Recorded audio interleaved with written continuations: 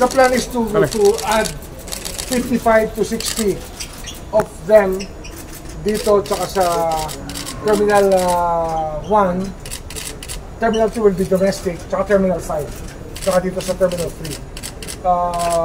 Mga 61 to 65, 50 to 65 e-gates. Meron sa arrival, meron sa departure. Tapos, lahat ng airport natin, ganun na. Isang, kung pwede, isang klase lang para ang operating system isa. Like, sa Hong Kong or Dubai, pag na-scan na yung passport mo, walk through ka na. Galakad ka na lang through it, titigin ka lang sa camera, palusustin ka lang. We want to that experience to happen here also. Gusto natin mangyari yan, pero isa-isa lang.